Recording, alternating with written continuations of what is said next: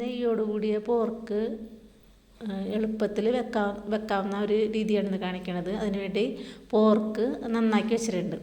പിന്നെ ഇത് നല്ലപോലെ കഴുകിയിട്ട് അതിൽ ഇഞ്ചി, പച്ചമുളക്, വേപ്പില, വെളുത്തുള്ളി ഇതൊക്കെ ഇട്ട് വേവിച്ച് വെച്ചാക്കിയാണ്.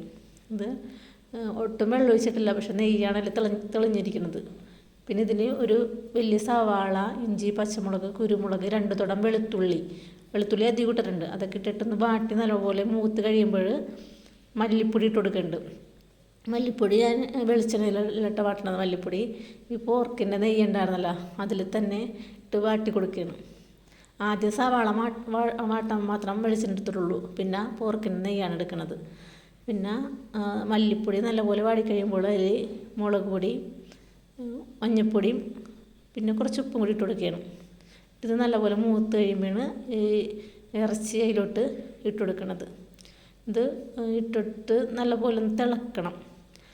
തിളക്കുമ്പോഴാണ് ഇതിന് ഒരു നല്ല മിക്സ് ആവണം. ഈ പൊടിയിലും സവാളയിലും ഈ മല്ലിപ്പൊടി, മുളക് പൊടിയിലൊക്കെ മൂത്തതുണ്ടല്ലോ അതിൽ നല്ലപോലെ ഈ ഇറച്ചി നല്ലപോലെ മിക്സ് ആകണം. മിക്സ് ആകുമ്പോൾ കുറച്ച് മസാലപ്പൊടി, ലാസ്റ്റാണ് മസാലപ്പൊടി ഇട്ട് കൊടുക്കുന്നത്.